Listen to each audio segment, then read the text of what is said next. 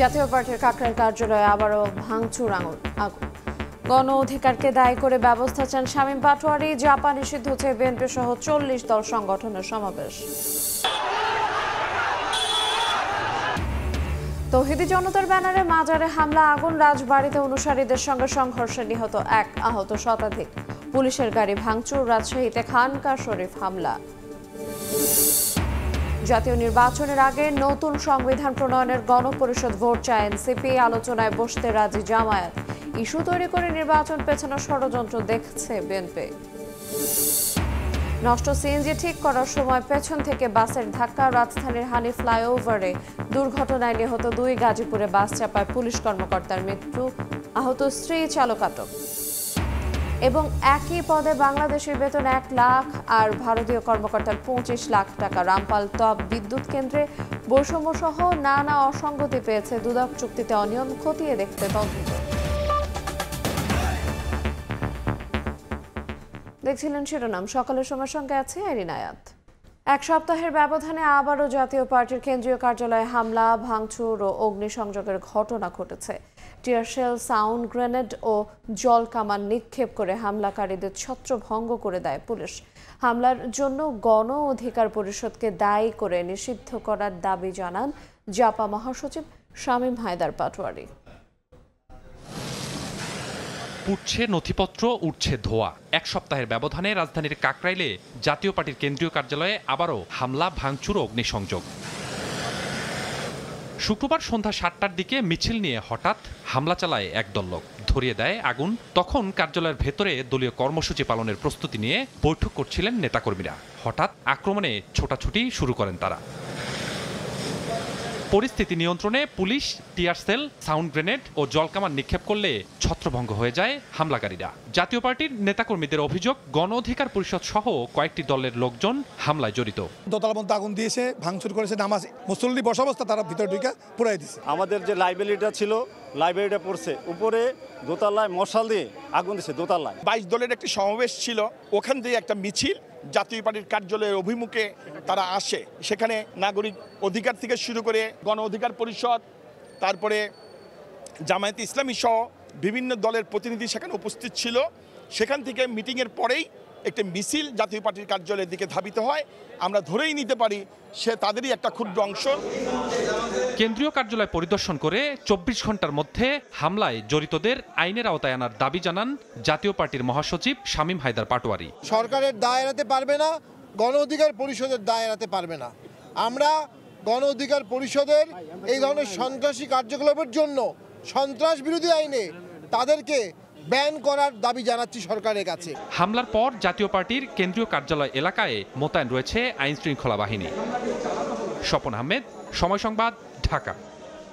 জাতীয় পার্টিকে নিষিদ্ধ করা সহ 3 দাবিতে রাজধানীর শাহবাগে সংহতি সমাবেশ করেছে 40টি দল ও সংগঠন। এতে অংশ নিয়ে বিএনপির যুগ্ম মহাসচিব হাবিবুন নবী খান সোহেল বলেন, শেখ হাসিনার মতো জাতীয় পার্টিরও বিচার করতে হবে। জামায়াতের সহকারী সেক্রেটারি জেনারেল রফিকুল ইসলাম খান বলেন, নুরুল হক নুরের ওপর হামলা জুলাই অক্ষ ও গণতন্ত্রের ওপর আক্রমণ।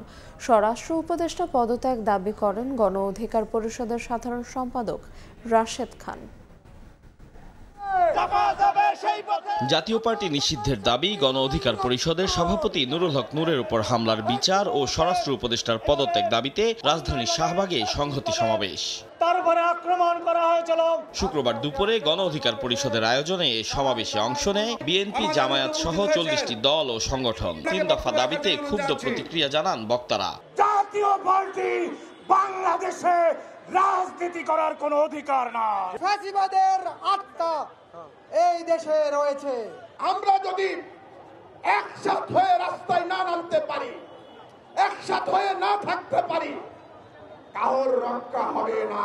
সমাবেশে অংশ নিয়ে জাতীয় পার্টিকে ফ্যাসিস্টের দোসর আখ্যা দিয়ে কোনো ছাড় না দেওয়ার ঘোষণা দেন বিএনপি, জামায়াত, এনসিপি ও গণ অধিকারের নেতারা। কোন একটি দলের উপর হামলা ছিল না, শুধু এটি।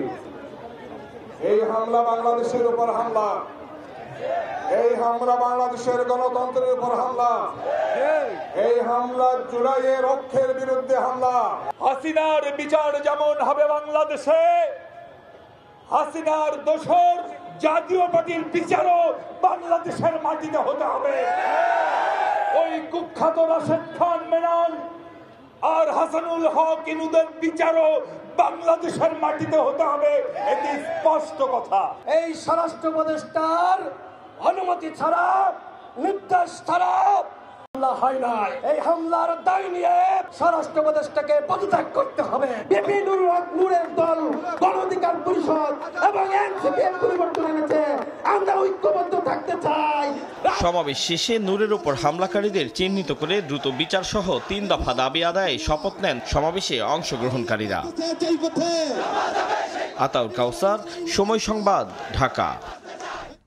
রাজবাড়ীর গোয়ালন্দে মাজার শরীফে তৌহিদ জনতার ব্যানারে হামলা ও ভাঙচুর এবং অগ্নিসংযোগ করা হয়েছে। এতে একজন নিহত হয়েছেন, আহত হয়েছেন শতাধিক। অন্যদিকে রাজশাহীতে আজিজ ভান্ডারের খানকা শরীফে ভাঙচুরের ঘটনা ঘটেছে। ধাওয়া পাল্টা ধাওয়া, ইট পাটকেল নিক্ষেপ, ভাঙচুর ও অগ্নিসংযোগ। রণক্ষেত্র রাজবাড়ীর গোয়ালন্দ এলাকা।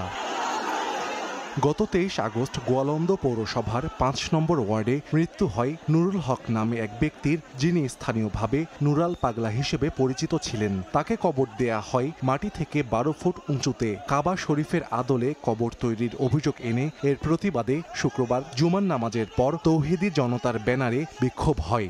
উত্তেজনার এক পর্যায়ে নুরালের ভক্তদের সঙ্গে সংঘর্ষ হয় বিক্ষোভকারীদের। ভাঙচুরের পর আগুন দেয়া হয় মাজারে। এতে আহত হন উভয় পক্ষের শতাধিক। পরিস্থিতি নিয়ন্ত্রণের চেষ্টা করলে হামলা চালানো হয় পুলিশের ওপরও। ভাঙচুর করা হয় গাড়ি। পরে সেনাবাহিনী এসে নিয়ন্ত্রণে আনে পরিস্থিতি। গুরুতর আহতদের উদ্ধার করে নেওয়া হয় উপজেলা স্বাস্থ্য কমপ্লেক্স, রাজবাড়ী সদর ও ফরিদপুর মেডিকেলে। আমাদের দাবি একটাই ছিল, লাশটা নিয়ে যাও। লাশ দেওয়ার দেরি কারণে এই অরাজকতা হয়েছে। এদিকে রাজশাহীর পবায় আজিজ ভান্ডারীর খানকা শরীফে তৌহিদি জনতার ব্যানারে ভাঙচুরের অভিযোগ উঠেছে। পুলিশের উপস্থিতিতেই হামলা হয়েছে বলে অভিযোগ খানকা সংশ্লিষ্টদের। মাইকে অ্যালাউন্স করতে করতে এসে তারা নামাজ শেষ করে এসে তারা আমার এই দরবার শরীফে হামলা করেছে। ইনফরমেশন পাওয়ার পর গেছি, যাওয়ার আগে যেটা ঘটা সেটা ঘটে গেছে। অভিযোগ পাইলে অভিযোগ করে আইনগত ব্যবস্থা নেব। এখন পরিস্থিতি ওখানে শান্ত আছে। গত 23 আগস্ট রাজধানীতে একটি অনুষ্ঠানে গত 1 বছরে সারা দেশে প্রায় শতাধিক মাজারে হামলা ও ভাঙচুরের ঘটনা ঘটেছে বলে দাবি করে আহলে সুন্নাত ওয়াল জামায়াত। সাহাল আব্দুল্লাহ আলভি, সময় সংবাদ। রাজবাড়ীর গোয়ালন্দে মাজারে অগ্নিসংযোগের ঘটনায় তীব্র নিন্দা জানিয়েছে অন্তর্বর্তী সরকার। শুক্রবার রাতে প্রধান উপদেষ্টার কার্যালয় থেকে পাঠানো বিবৃতিতে বলা হয়, মাজারে হামলা ও ভাঙচুরের সঙ্গে জড়িতদের চিহ্নিত করে বিচারের আওতায় আনা হবে। কোনো ব্যক্তি বা গোষ্ঠী জবাবদিহিতার ঊর্ধ্বে নয় উল্লেখ করে বলা হয়, এই ধরনের বর্বরতা কোনো অবস্থাতেই সহ্য করা হবে না। আইনের শাসন সমুন্নত রাখার পাশাপাশি মানুষের জীবনের পবিত্রতা জীবদ্দশায় এবং মৃত্যুর পরেও রক্ষা করতে অন্তর্বর্তী সরকার প্রতিশ্রুতিবদ্ধ বলে উল্লেখ করা হয় বিবৃতিতে।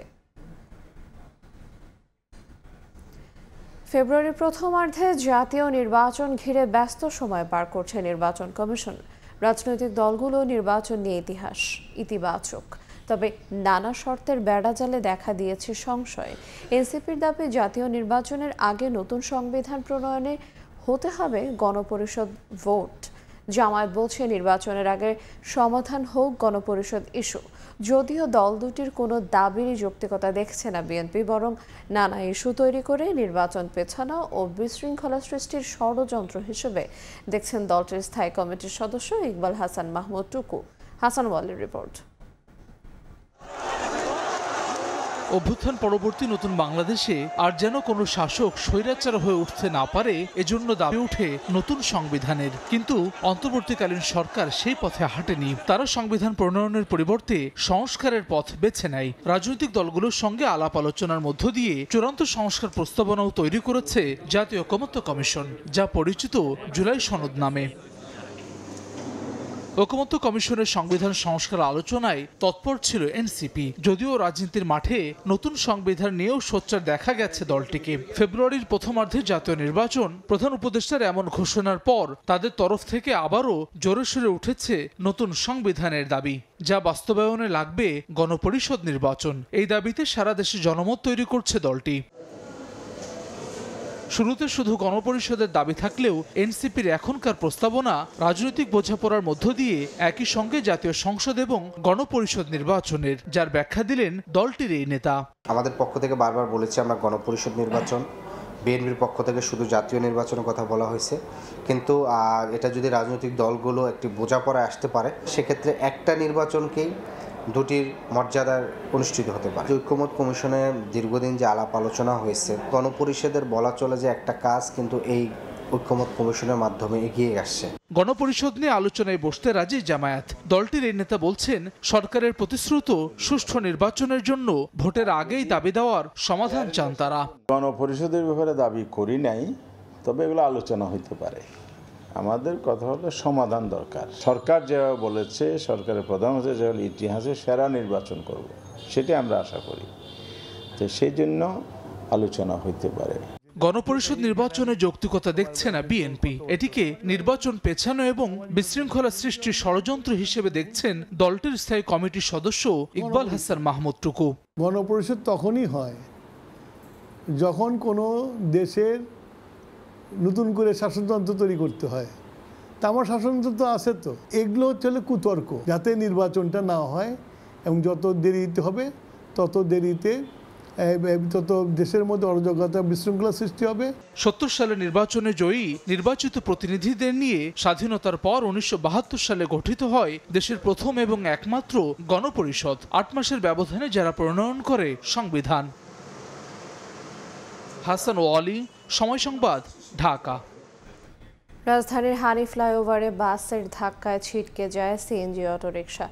চালক সহ 2 জন নিহত হন, আহত হয়েছেন আরও 2 জন। অন্যদিকে গাজীপুরে বাস চাপায় নওগাঁর ডিবির ওসি মুস্তাফিজ হাসান নিহত হয়েছেন। গুরুতর অবস্থায় তার স্ত্রীকে ঢাকা মেডিকেলে ভর্তি করা হয়েছে। আবারও সড়ক দুর্ঘটনায় ঝরল 3টি প্রাণ। ঢাকা ও গাজীপুরে আলাদা 2টি দুর্ঘটনায় গুরুতর আহত অবস্থায় ঢাকা মেডিকেলে চিকিৎসাধীন আছেন আরও কয়েকজন। শুক্রবার রাত 8টার দিকে রাজধানীর মেয়র হানি ফ্লাইওভারে সিএনজি অটোরিকশা নষ্ট হয়ে যায়। খবর পেয়ে সাইফুল তার 8 বছর বয়সী ছেলে লামিন এবং মিস্ত্রি ইমরানকে নিয়ে রফিকের সিএনজি মেরামত করতে যান। হঠাৎ দ্রুতগামী আল আরাফা পরিবহনের একটি বাস সজোরে ধাক্কা দিলে ছিটকে যায় সিএনজি অটোরিকশা। এতে ঘটনাস্থলেই মারা যান সাইফুল ও ইমরান। আহত চালককে হোম কেয়ার হাসপাতালে ভর্তি করা হয়। বাকি 2 জনের মরদেহ রাখা হয় ঢাকা মেডিকেল কলেজ হাসপাতালের মর্গে। গাড়িটা নষ্ট হওয়ার জন্য এই গাড়ি আমার ভাইস্তা সহ ওই গাড়িটা ঠিক করার জন্য যায়। তার ছেলে নিয়ে মিস্ত্রি সহ ওই ড্রাইভার সহ চলে যায় আমার ভাইস্তে। যাওয়ার পরে গাড়িটা যেটা নষ্ট রাস্তার মাঝে ফ্লাইওভারের মাঝে, তো গাড়িটা ঠিক করা যায়। পিছে থেকে অন্য একটা গাড়ি বাজে দুটোটা গাড়ি মারিয়ে দিছে, দিয়া 2 জন মারা গেছে। আর ওই যে বাচ্চা আছে তারও তো অসুস্থ এখন বর্তমানে। দুর্ঘটনার পর ঘাতক বাস জব্দ হলেও চালক ও হেলপার পালিয়েছে বলে জানায় পুলিশ। সিএনজি 2টা জব্দ করে এবং যে বাস, সে বাসটাকে আটক করি। ঘটনাস্থলে বাসের ড্রাইভার, হেল্পার কিংবা সুপারভাইজার কাউকে আমরা পাইনি। তাদের নাম ঠিকানা শনাক্তের চেষ্টা চলতেছে। যেহেতু আমরা সচক্ষে দেখি নাই, সিসি ফুটেজ যদি সংগ্রহ করতে পারি, সিসি ফুটেজ দেখে আমরা আসলে প্রকৃত ঘটনা কি সেটা জানতে পারবো। এদিকে শুক্রবার রাত 9টার দিকে গাজীপুরের পুলিশ লাইন্সের সামনে বাস চাপায় নওগাঁর ডিবির ওসি মুস্তাফিজ হাসান নিহত হয়েছেন। আহত হয়েছেন তার স্ত্রী। পুলিশ জানায় প্রাইভেট কারে সিলেট থেকে রাজশাহী ফিরছিলেন মুস্তাফিজ। পথে গাজীপুরে যাত্রাবিরতি দিলে স্ত্রীকে নিয়ে রাস্তা পার হওয়ার সময় পথের সাথী পরিবহনের একটি বাস সজোরে ধাক্কা দেয়। আহত অবস্থায় হাসপাতালে নেওয়ার পর মারা যান পুলিশ কর্মকর্তা মুস্তাফিজ। তার স্ত্রী লতিফা হাসানকে আশঙ্কাজনক অবস্থায় ঢাকা মেডিকেলে পাঠানো হয়। দুর্ঘটনার পর ঘাতক বাস জব্দের পাশাপাশি চালককেও আটক করে পুলিশ। আদনান তুর্য, সময় সংবাদ, ঢাকা। এবার ছাত্র সংসদ নির্বাচনের খবর।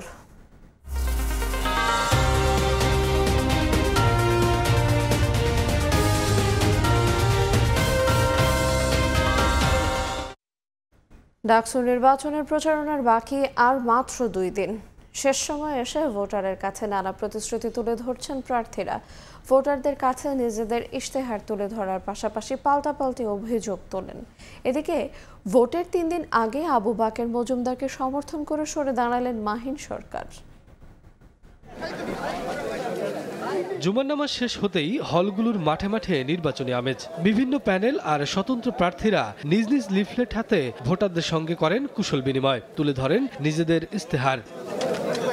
শুক্রবার দুপুরে হাজী মোহাম্মদ মহসিন হলে জুমার নামাজ আদায় করেন ছাত্রদল সমন্বিত প্যানেলের ভিপি প্রার্থী আবিদুল ইসলাম খান। ভোটে জিতলে নতুন আবাসিক হল তৈরি সহ নানা প্রতিশ্রুতি দেন তিনি। অভিযোগ তোলেন অপপ্রচারের। যে প্রার্থীগুলোকে রাজনৈতিকভাবে মোকাবিলা করতে ব্যর্থ হয়ে এই অপপ্রচারে একটা গোষ্ঠী নেমেছে, তো সেইটা নিয়ে বিশ্ববিদ্যালয় বা নির্বাচন কমিশনের কাছে আমরা গিয়েছি, জানিয়েছি, কিন্তু তারা এখনো পর্যন্ত এই জায়গাটাতে মোটামুটি ভালোভাবে ব্যর্থতার প্রমাণ দিয়েছে। পাশেই মাস্টার দা সূর্য সেন হলে নামাজ শেষে প্রচারণা চালান শিবির সমর্থিত ঐক্যবদ্ধ শিক্ষার্থী জোটের ভিপি প্রার্থী। শিক্ষার্থীদের কাছে তুলে ধরেন নিজের ইস্তেহার। প্রশাসনের বিরুদ্ধে অসহযোগিতার অভিযোগও করেন সাদিক কায়েম। আমাদের যারা নারী প্রার্থী আছে তাদের বিরুদ্ধে ক্রমাগত সাইবার বুলিং হচ্ছে। সাবিকুন নাহার তামান্নার ছবি বিকৃত করা হয়েছিল, আমরা লিখিত অভিযোগ দিয়েছি, কিন্তু এখন পর্যন্ত বিশ্ববিদ্যালয়ের প্রশাসন কোনো ধরনের কার্যকর উদ্যোগ গ্রহণ করেনি। প্রচারণা চালান বৈষম্যবিরোধী শিক্ষার্থী সংসদের ভিপি প্রার্থী আব্দুল কাদেরও। তিনি বলেন, অভ্যুত্থানের পক্ষের সব শক্তি এক থাকলে অপশক্তি সুযোগ পাবে না। একই সঙ্গে সাইবার বুলিংয়েরও অভিযোগ করেন তিনি। মাহিনের সিদ্ধান্তকে সাধুবাদ জানাই। আমরা মনে করি গণ অভ্যুত্থানের শক্তি এক থাকলে গণ অভ্যুত্থানের যে অপশক্তি আছে তারা আর কোনো সুযোগ পাবে না। এর আগে প্রতিদ্বন্দ্বী বৈষম্যবিরোধী শিক্ষার্থী সংসদের জিএস প্রার্থী আবু বাকের মজুমদারকে সমর্থন জানান সমন্বিত শিক্ষার্থী সংসদের জিএস প্রার্থী মাহিন সরকার। সকালে মধুর ক্যান্টিনে সংবাদ সম্মেলনে এ ঘোষণা দেন তিনি। আবু বাকের মজুমদারের বিজয়ী, মাহিন সরকারের বিজয় বলে সূচিত হবে। আমাদেরকে নানাভাবে সাজেস্ট করেছিলেন যে আমরা যাতে একত্রে মুভ করি, যে কোনো ফরম্যাটে হোক। মাহিন ভাই সেই জায়গায় সহযোগিতা করেছেন। এদিকে বিকেলে মধুর ক্যান্টিনে সংবাদ সম্মেলনে সমন্বিত শিক্ষার্থী সংসদ প্যানেলের ভিপি প্রার্থী জালালউদ্দিন মোহাম্মদ খালিদ দাবি করেন, নানা দিক থেকে চাপের কারণে মাহিন সরকার প্যানেল ছাড়তে বাধ্য হন। তাদের প্যানেল ভাঙার ষড়যন্ত্র হচ্ছে বলেও অভিযোগ তার। তার এলাকায় হচ্ছে তাকে প্রচুর প্রেসার দেওয়া হচ্ছে, হুমকি ধমকি দেওয়া হচ্ছে। এলাকায় যে তার নেতাকর্মীরা আছে তারা কল করে কান্নাকাটি করছে, যার কারণে তার জন্য নির্বাচনে টিকে থাকা অনেক মুশকিল হয়ে পড়ে। নির্বাচনে ভোটাধিকার প্রয়োগে কালক্ষেপণ না করে অন্যদের ভোটদানের সুযোগ করে দেওয়ার আহ্বান জানান ডাকসু চিফ রিটার্নিং কর্মকর্তা অধ্যাপক ডক্টর মোহাম্মদ জসিমউদ্দিন। যার যতটুকু সময় লাগে অতটুকু সময়ের ভিতর যাতে ভোটদান প্রক্রিয়া শেষ করে অন্যকে সুযোগ দেওয়ার জন্য এই অনুরোধটুকু আমাদের প্রিয় ছাত্রছাত্রীদের প্রতি আমাদের থাকবে। তফসিল অনুযায়ী 7 সেপ্টেম্বর রাত পর্যন্ত প্রচারণার মাঠে থাকতে পারবেন প্রার্থীরা। এবারে ডাকসু নির্বাচনে ভোট দেবেন 39,775 জন ভোটার। শফিকুজ্জামান রুবেল, সময় সংবাদ, ঢাকা। সকালের সময় আরও থাকছে। ভরা মৌসুমেও সাগরে মিলছে না কাঁকড়া ইলিশ, হতাশ কক্সবাজার উপকূলের জেলেরা। লোকসানে ট্রলার পাঠাচ্ছেন না মালিকরা, বেড়েছে অবৈধ ট্রলিং বোটের দৌরাত্ম্য। ঈদে মিলাদুন্নবী উপলক্ষে চট্টগ্রামে অনুষ্ঠিত হচ্ছে ঐতিহ্যবাহী জশ্নে জুলুস। অংশ নিয়েছেন হাজারো মানুষ। বিস্তারিত জানাতে নগরীর মুরাদপুর খানকা শরীফে আছেন রিপোর্টার শফিকুল আলম। সরাসরি যাচ্ছি তার কাছে। কিছুক্ষণ পরে এই খানকা শরীফ থেকে লাখো মানুষের সমন্বয়ে কিন্তু জশ্নে জুলুসের র্যালি বের করা হবে। কিছুক্ষণ পর এখানে আওলাদ রসুল সাবের শাহ এবং হাসিম শাহ তারা বক্তব্য রাখবেন। এরপরে কিন্তু এখান থেকে বর্ণাঢ্য র্যালি অর্থাৎ কাছাকাছি একটি ঘরে বা একটি গাড়ির মধ্যে তারা থাকবেন। সেখান থেকে পুরো নগরীর প্রায় 3 থেকে 4 কিলোমিটার এলাকা জুড়ে তারা প্রদক্ষিণ করবেন। তারা বলা হচ্ছে এবার সেটি চট্টগ্রাম মুরাদপুর 2 নম্বর গেট, 16 শহর এবং জিসি মোড় হয়ে ঠিক এই জায়গায় চলে আসবে। 3 থেকে 4 কিলোমিটার এলাকা প্রদক্ষিণ করবে। আপনাকে জানিয়ে রাখি, আঞ্জুমানে সুন্নিয়া ট্রাস্টের অধীনে প্রতি বছরে কিন্তু এই বর্ণাঢ্য র্যালি হয়ে থাকে। এইটা হচ্ছে 1954 সাল থেকে হয়ে থাকে। এখানে সবচেয়ে বড় যে বিষয় সেটা হচ্ছে পিয়ানবী হযরত মুহাম্মদ সাল্লাল্লাহু আলাইহি ওয়াসাল্লামের বংশধররা এই যে বর্ণাঢ্য র্যালিতে অংশগ্রহণ করেন তাদের নেতৃত্বে হয়ে থাকে। তো এবার সাবের শাহের নেতৃত্বে এই বর্ণাঢ্য র্যালি বের করা হয়, যে সেখানে জশ্ন জুলুস হয়ে থাকে। এবার হচ্ছে 54তম আসর। তো এবারে আঞ্জুমান রহমানিয়া সুন্নিয়া ট্রাস্টের অধীনে প্রতিবছর যেটি হয়ে থাকে এবারও হয়েছে।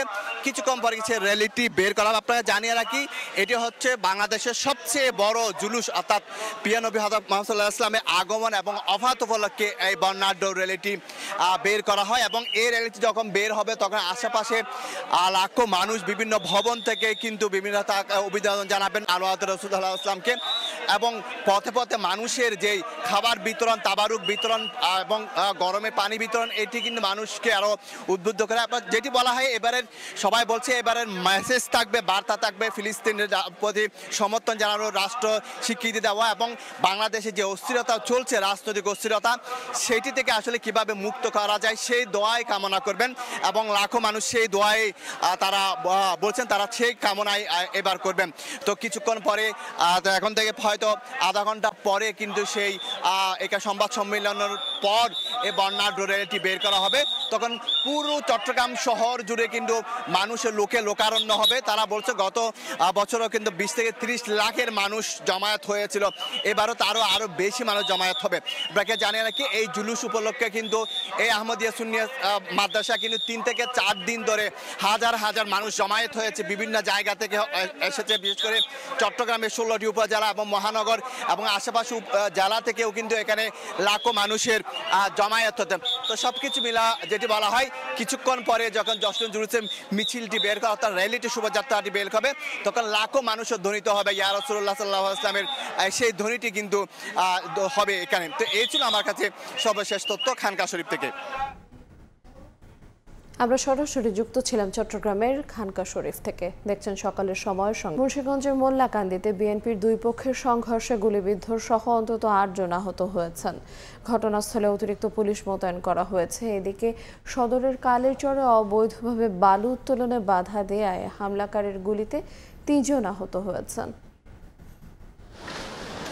শুক্রবার রাতে মুন্সিগঞ্জ সদর উপজেলা বিএনপির যুগ্ম সাধারণ সম্পাদক উজির আহমেদ এবং ইউনিয়ন বিএনপির সভাপতি ওয়াহিদ রায়হানের অনুসারীদের মধ্যে মোল্লাকান্দি এলাকায় সংঘর্ষ হয়। এ সময় বেশ কয়েকটি ককটেলও বিস্ফোরণ করা হয়। পুলিশ জানায় গত বুধবার জেলা শহরে বিএনপির প্রতিষ্ঠাবার্ষিকীর মিছিল শেষে ফেরার পথে একটি অটোরিকশায় ধাক্কা লাগায় দুই পক্ষের বিরোধ তৈরি হয়। এর জের ধরেই সংঘর্ষের ঘটনা ঘটে। আহত হন 8 জন। যা জানে মারার চেষ্টা করতেছে তাদের অবশ্যই বিচার হওয়া উচিত। অপরাধীরা যারা জড়িত আছে তাদেরকে শাস্তি চাই। আমার টিম মোল্লাকান্দি ইউনিয়নের মুন্সিকান্দি ওই এলাকায় বর্তমানে টহলরত আছে এবং বিশেষ অভিযান চলছে ওই এলাকায়। আহতদের মধ্যে গুরুতর হওয়ায় 5 জনকে ঢাকায় পাঠানো হয়েছে বলে জানান চিকিৎসক। 6 জন আসছে পেশেন্ট, তার মধ্যে 4 জনকে ঢাকায় পাঠানো হয়েছে, 2 জনকে চিকিৎসা দিয়ে দেওয়া হয়েছে। এর মধ্যে 4 জনের মাথা ইনজুরি ছিল। এর আগে বিকেলে সদর উপজেলার আধারার কালিরচরে অবৈধ বালু উত্তোলনে বাধা দেয়ায় হামলায় আরও 3 জন গুলিবিদ্ধ হন। জড়িতদের বিরুদ্ধে ব্যবস্থা নেওয়ার আশ্বাস দিয়েছে পুলিশ। নাসির উদ্দিন উজ্জ্বল, সময় সংবাদ, মুন্সিগঞ্জ।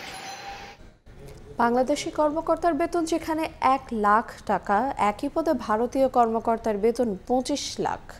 রামপাল তাপ বিদ্যুৎ কেন্দ্রে এমন বৈষম্যের অভিযোগে দায়ের করা রিটের পরিপ্রেক্ষিতে রুল জারি করেছেন হাইকোর্ট।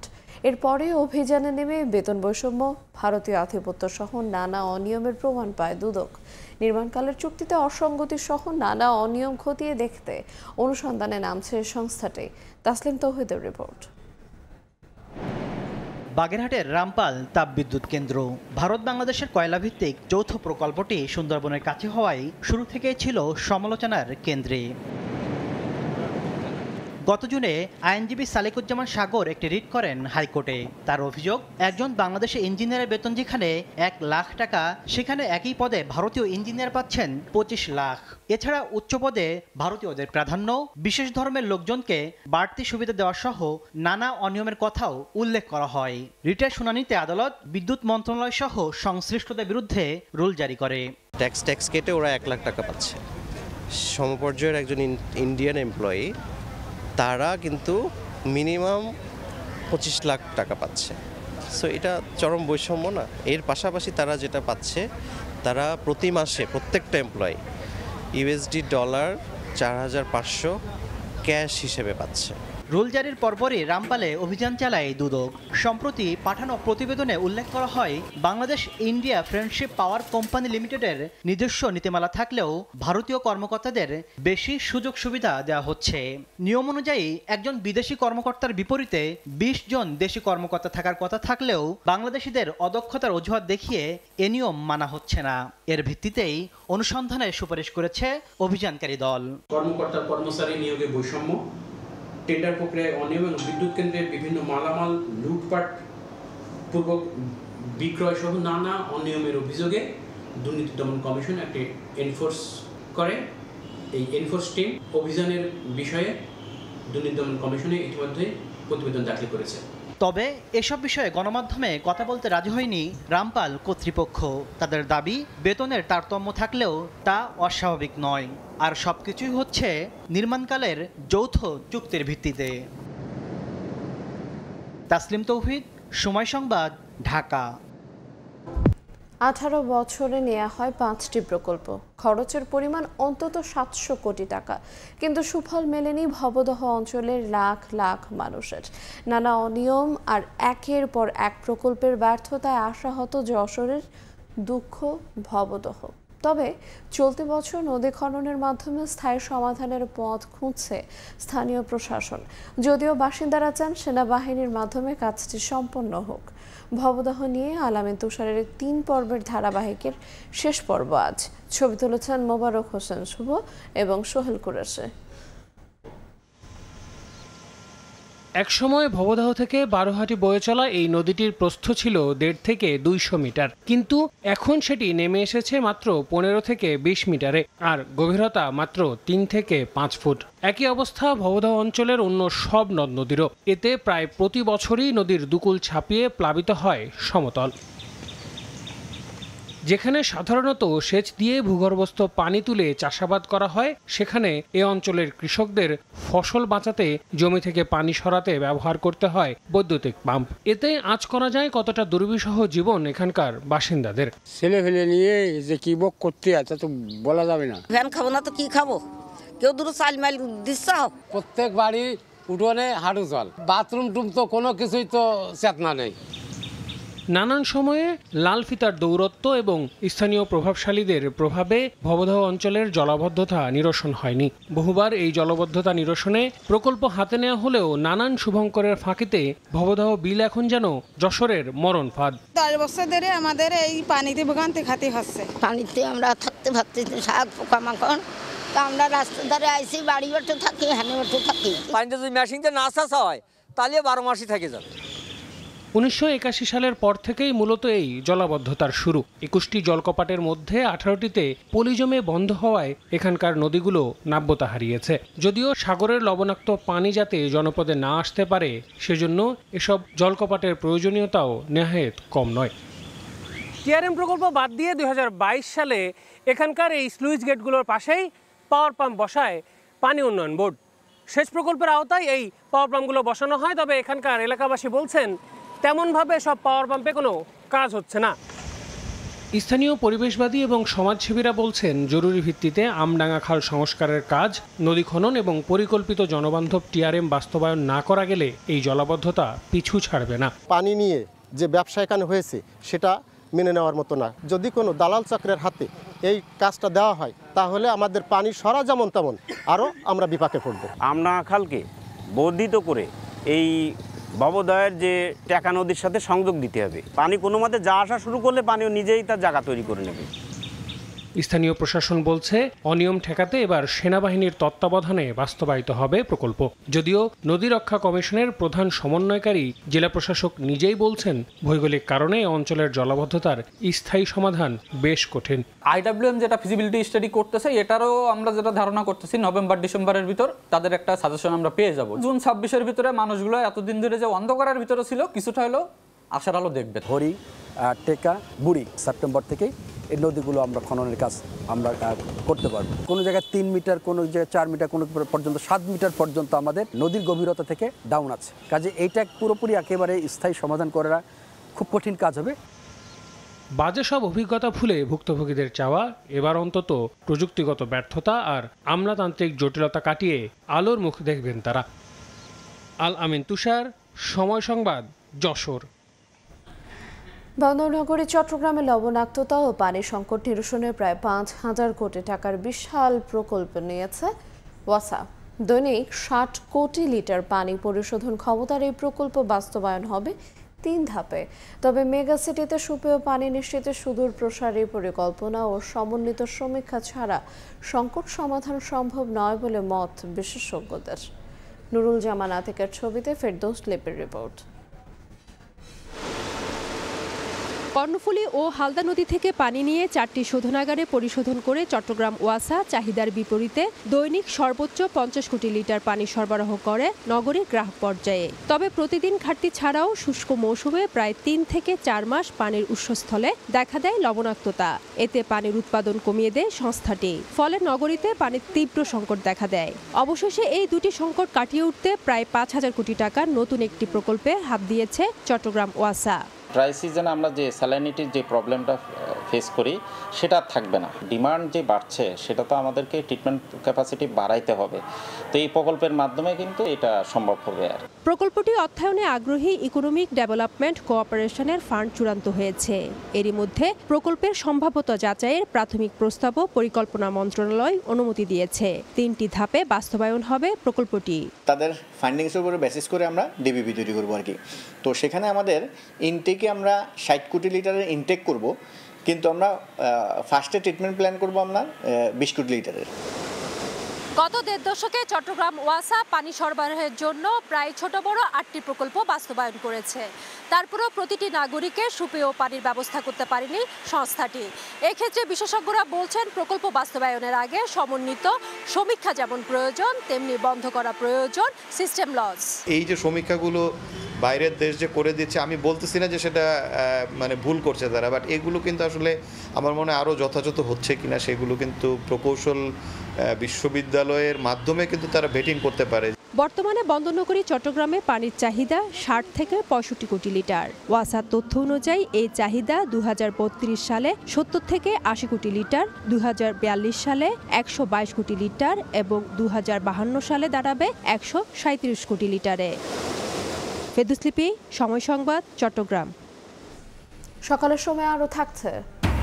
যুক্তরাষ্ট্রের জর্জিয়ায় হুন্দাই মেটা প্ল্যান্টে অভিবাসীদের বিরোধী অভিযান, 475 কর্মী আটক, বেশিরভাগই দক্ষিণ কোরিয়ার নিরাপত্তা নিয়ে উদ্বেগ।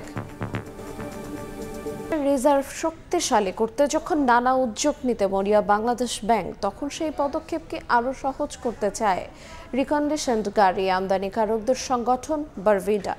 তাদের দাবি, ফিটনেস মানদণ্ডে জোর দিয়ে বয়সসীমার শর্ত শিথিল করলে যেমন কমবে গাড়ির দাম, তেমনি বেচাকেনা বেড়ে রাজস্ব আদায়ও বাড়বে। পলিসি এক্সচেঞ্জের গবেষণাও বলছে, সর্বোচ্চ বয়সসীমা 5 থেকে 10 বছর পর্যন্ত বাড়িয়ে করা হলে গাড়ি আমদানিতে ডলার সাশ্রয় হবে 50% পর্যন্ত। কামরুল হাসান সবুজের রিপোর্ট।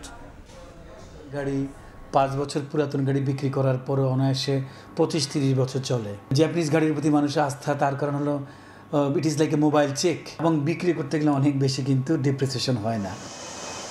এমন বাস্তবতাতেই এক সময়ের এই গাড়ি ব্যবসায়ী রাজধানীর শোরুমে ঘুরছেন পরিবারের জন্য একটি জাপানি রিকন্ডিশনড গাড়ি কিনতে। কিন্তু গেল 3 বছরে ডলারের মূল্য বৃদ্ধিতে গাড়ির দাম বেড়ে গেছে 30 থেকে 35%, যা ভাবাচ্ছে তাকে নিরুপায় হয়ে বাড়তি চাপ সামলানোর উপায়ও জানালেন তিনি। গাড়ি 5 বছরের অধিক পুরানো আমদানি করা যায় না। 5 বছর জায়গায় 7 বছর বাড়াই দিয়ে, তাহলে আমদানিকারকেরাও কম টাকা আনতে পারবে, ডিউটিও কম পড়বে, আমাদের মতো লোকেরাও ক্রয় ক্ষমতার ভিতরে চলে আসবে। 2024 সালে দেশে ব্যক্তিগত গাড়ির নিবন্ধন হয়েছে 10,499টি। ওই বছর হ্যাচব্যাক ও সেডান কারের নিবন্ধন নেমেছে 11 বছরের মধ্যে সর্বনিম্নে। এভাবে যদি চলে আমাদের সার্ভাইভাল করা খুব ডিফিকাল্ট হয়ে যাবে। উত্তরণের উপায় যদি বলেন, তাহলে আপনার একটাই উপায় আছে, আমাদের কাস্টমারের কাছে আমাদের অপশনটাকে বাড়াতে হবে। বিকল্প বাড়ানোর উপায় কি? বারভিটার দাবি, বাড়াতে হবে রিকন্ডিশনড গাড়ি আমদানির বয়সসীমা, তবে জোর দিতে হবে পরিবেশ ও ফিটনেস মানদণ্ডে। 5 বছর পুরাতন ধরেন একটা গাড়ি যদি আপনার এখন 40 লাখ যদি হয়, যে গাড়িটা আপনার সেই একই মডেল যখন আমরা 7 বছর পুরানো আপনি আনতে পারবেন, দেখা যাবে যে সেটা 10 থেকে 15 লাখ 12 লাখ টাকা কম হবে। সাশ্রয়ী মূল্যে গাড়ি আসবে, ডলারটা কম যাবেন এবং রাজস্ব কিন্তু বেশি পাবেন। অ্যাসেম্বলিং যারা সিকেডি যেসব গাড়ি থাকবে সেটা বাজার আলাদা, জাপানিজ ডোমেস্টিক ভেহিকেলের মার্কেট আলাদা। কাস্টমার ওপেন মার্কেট, যে যেটা পছন্দ করে তারা নিবে। বয়স কোনো ফ্যাক্টর না, বয়স সীমা উঠিয়ে দিয়ে আপনার ইমিশন লেভেল এবং এটা পরিবেশ বান্ধব কিনা সেদিকে যদি সরকার যায়, এতে আমাদের জনগণ উপকৃত হবে। বয়সসীমা বাড়ালে কি শুধু কম দামে গাড়ি কেনার সুযোগ পাবেন ক্রেতারা? গবেষণা প্রতিষ্ঠান পলিসি এক্সচেঞ্জ বলছে, জাপানি রিকন্ডিশনড গাড়ি আমদানির সর্বোচ্চ বয়সসীমা 5 থেকে বাড়িয়ে 10 বছর করা হলে বিভিন্ন সেগমেন্টের গাড়ি আমদানিতে ব্যয় কমবে 50% পর্যন্ত। সব মিলিয়ে আমরা খুব দ্রুত ব্র্যান্ড নিউ গাড়িতে পুরোপুরি মুভ করতে পারবো, এটা বাস্তবসম্মত না। সুতরাং রিকন্ডিশন গাড়ির উপর আমার নির্ভরতাটা থেকে যাবে। পৃথিবী জুড়ে যে ট্রেন্ডটা এখন, তারা গাড়ির কোয়ালিটি, সার্টিফাইড কোয়ালিটি, সেটা দ্বারা নির্ধারণ করছে যে মিনিমাম কোয়ালিটি দিয়ে দিচ্ছে স্ট্যান্ডার্ড, তার নিচে হলে আসতে পারবে না, তার উপরে হলে গাড়ি যদি 7 বছর 8-10 বছর পুরানো হয় তাও আসতে পারবে। আমার মনে হয় বাংলাদেশকেও সেটা ভেবে দেখা উচিত। বারবিডা বলছে, পরিবেশ দূষণের গাড়ির ফিটনেসকে অগ্রাধিকার দিয়ে বয়স সীমার কোনো শর্তই রাখেনি থাইল্যান্ড, অস্ট্রেলিয়া, যুক্তরাষ্ট্রের মতো উন্নত দেশ। কানাডায় আমদানি করা যায় 15 বছরের পুরানো গাড়ি।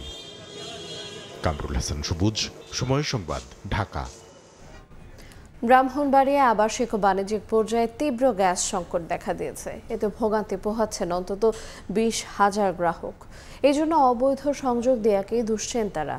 বাখরাবাদ গ্যাস ডিস্ট্রিবিউশন কোম্পানির অসাধু কর্মকর্তা ও কর্মচারীদের বিরুদ্ধে অবৈধ সংযোগ দেওয়ার অভিযোগ উঠেছে। অবশ্য সংকটের জন্য সিস্টেম লসের অজুহাত কর্তৃপক্ষের। হৃদয় পালের ছবিতে উজ্জ্বল চক্রবর্তীর রিপোর্ট। গ্যাসের উৎপাদন হয় যে জনপদে, সেখানে সংকট। পৌর আবাসিক এলাকায় রান্না চলছে মাটির চুলায়, কেউ আবার ব্যবহার করছেন সিলিন্ডার গ্যাস। সম্প্রতি ব্রাহ্মণবাড়িয়ায় আবাসিক ও বাণিজ্যিক গ্রাহকদের তীব্র গ্যাস সংকট সৃষ্টি হয়েছে। এতে বিভাগে বলেছেন গ্রাহকরা। তাদের অভিযোগ, নিয়মিত বিল পরিশোধের পরেও মিলছে না কাঙ্ক্ষিত গ্যাস। অন্যদিকে ফিলিং স্টেশনগুলোতে গ্যাস সংকটের কারণে বিভাগে যান চালকরা। সকাল 6টার আগে গ্যাস চলে গেছে, আমাদের অনেক দুর্ভোগ পোহাইতে হইতেছে। এখন গ্যাস নিয়ে মাটি চুলায় রান্না করব। সকালে আইছি, দুপুর পর্যন্ত সিরিয়াল, 4 ঘন্টা 5 ঘন্টা দাঁড়ায় থেকে গ্যাস পাই না। এদিকে সরকারিভাবে নতুন গ্যাস সংযোগ বন্ধ থাকলেও বাখরাবাদ গ্যাস ডিস্ট্রিবিউশন কোম্পানির কিছু অসাধু কর্মকর্তা ও কর্মচারী যোগ সাজসে অবৈধ গ্রাহক সংযোগ দেওয়ার অভিযোগ উঠেছে। সরবরাহ করা হয়েছে বিলের বইও। এরই মধ্যে গত মাসের অভিযানে বিচ্ছিন্ন করা হয়েছে বেশ কিছু অবৈধ সংযোগ। ওই লাইন থাকার পরও মানে লাইনটা কেটে দিচ্ছে। সব কাগজপত্র দিতেছি, কুস্তাহারা শুনে না, কোনো কতই শুনে না। আমার দাবি, আমার লাইন ঠিক করে দিব। যেটুকু চাহিদা আছে গ্যাস সংযোগের, এটা দ্রুত চালু করার জন্য এবং দেওয়ার জন্য আমি আহ্বান জানাচ্ছি। ব্রাহ্মণবাড়িয়া তিতাস গ্যাস ক্ষেত্র থেকে প্রতিদিন গড়ে 520 মিলিয়ন ঘনফুট গ্যাস জাতীয় গ্রিডে সরবরাহ করা হয়। অথচ জেলার চাহিদা সর্বোচ্চ 7 মিলিয়ন ঘনফুট। তারপরেও এমন সংকটের জন্য সিস্টেম লসের অজুহাত কর্তৃপক্ষের। গ্রাহকরা যদি অবৈধ ব্যবহার না করেন আর আমাদের সিস্টেম যদি আমরা আরো করতে পারি, তো সবাই ঠিকমতো গ্যাস পাবে আশা করা যায়। আমরা এটা নোট করেছি, আমাদের ক্ষমতায় আসে হলো কর্তৃপক্ষকে জানানো, সেটা আমরা জানাবো। ব্রাহ্মণবাড়িয়া 20,000 আবাসিক ও বাণিজ্যিক গ্রাহক রয়েছে, আর সিএনজি ফিলিং স্টেশন রয়েছে 6টি। উজ্জ্বল চক্রবর্তী, সময় সংবাদ, ব্রাহ্মণবাড়িয়া। ভরা মৌসুমে সাগরে মিলছে না কাঙ্ক্ষিত ইলিশ। এতে হতাশায় দিন কাটছে কক্সবাজার উপকূলের জেলেদের। একদিকে সংসার চালাতে হিমশিম অবস্থা, অন্যদিকে লোকসান হওয়ায় মালিকরাও সাগরে পাঠাচ্ছে না ট্রলার। এই অবস্থায় সমুদ্রে বেড়েছে অবৈধ ট্রলিং বোটের দৌরাত্ম্য। মোহাম্মদ ফরাজের ক্যামেরায় বিস্তারিত জানাচ্ছেন সুজাউদ্দিন রুবেল।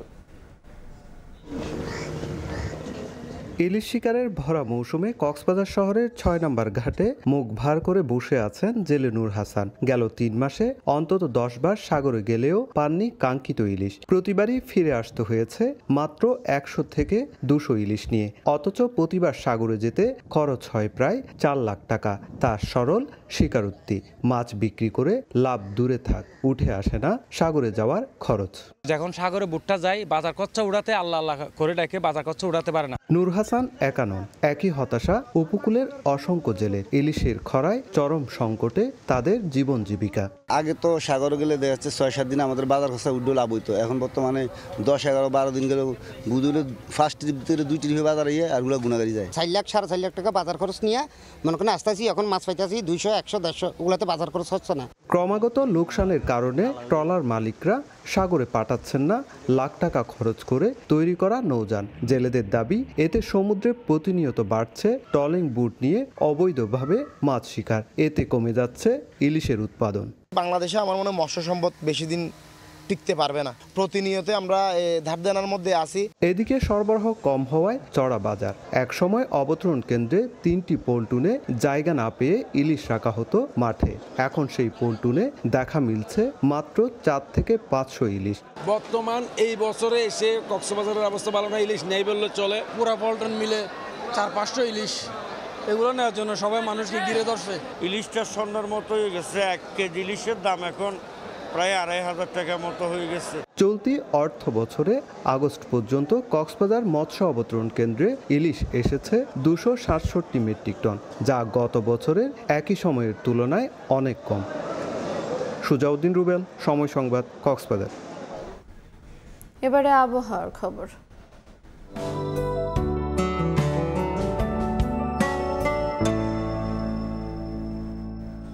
দেখে নেব এখনকার বাতাসের মান সূচক।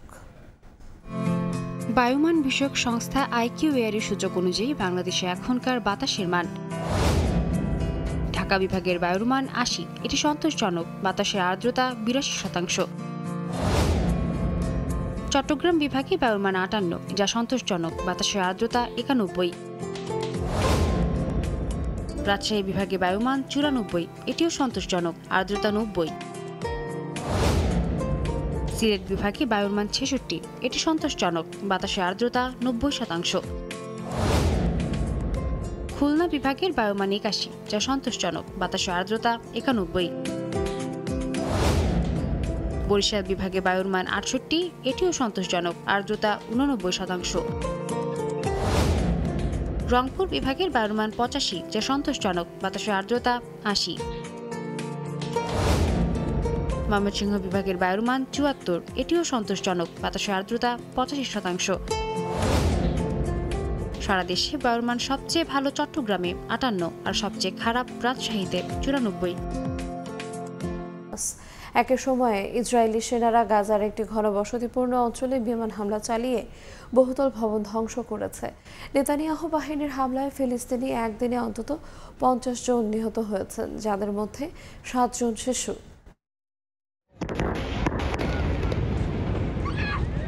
অবরুদ্ধ গাজার ঘনবসতিপূর্ণ একটি অঞ্চলে বড় ধরনের বিমান হামলা চালায় ইসরায়েল। এতে ধুলোয় মিশে যায় দুটি বহুতল ভবন। এছাড়াও শহরের বিভিন্ন জায়গায় নেতানিয়াহু বাহিনীর বর্বর হামলায় একদিনেই নিহত হয় অর্ধশতাধিক ফিলিস্তিনি। এমনকি ত্রাণ আনতে গিয়েও রেহাই পাচ্ছেন না কেউ।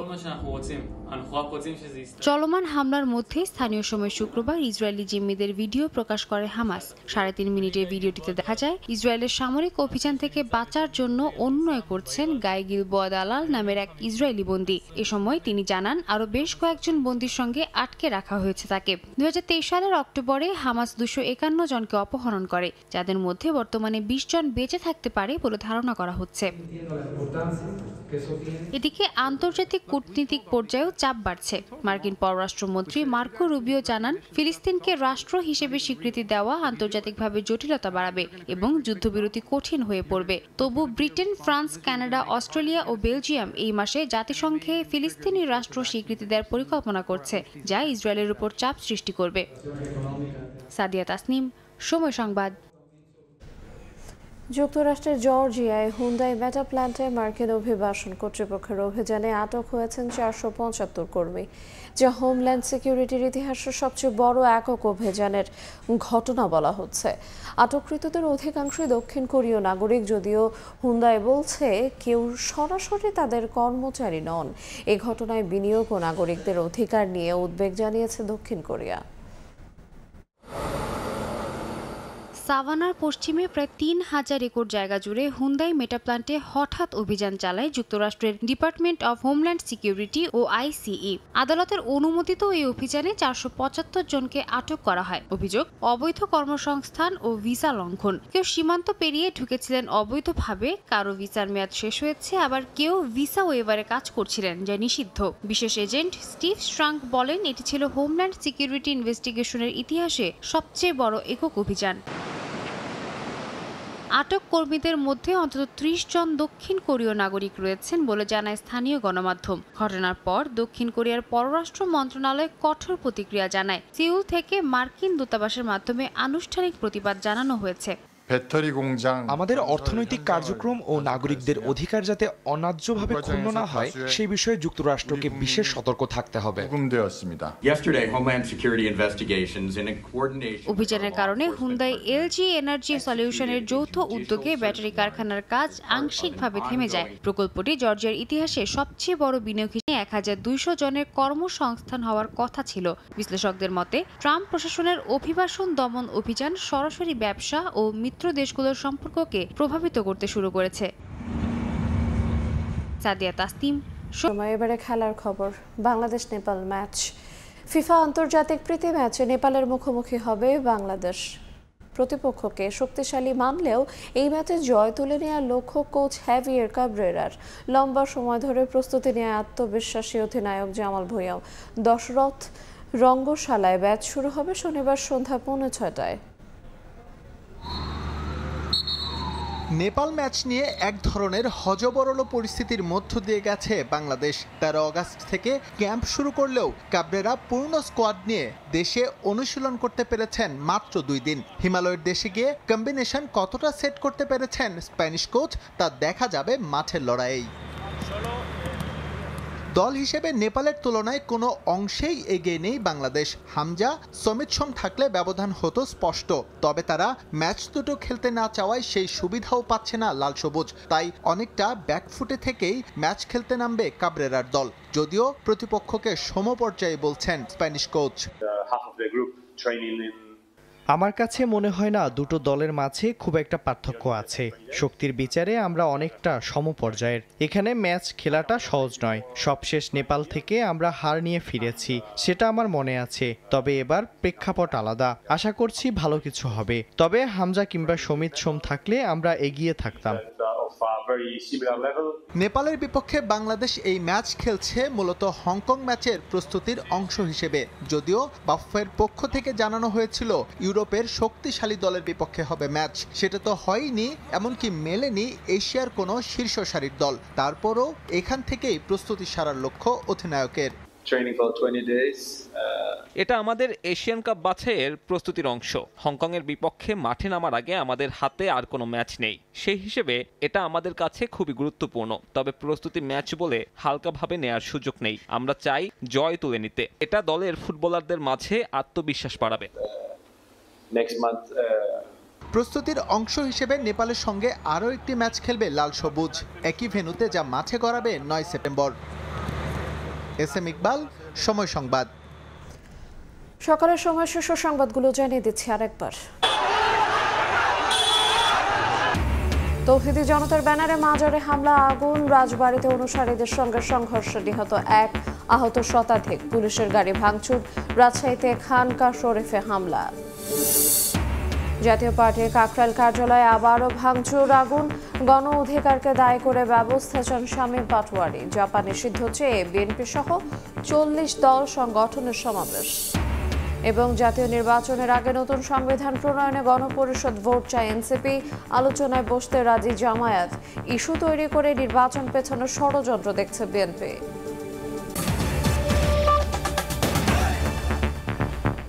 এই ছিল সকালের সময়ের। সঙ্গে থাকুন সময়ের।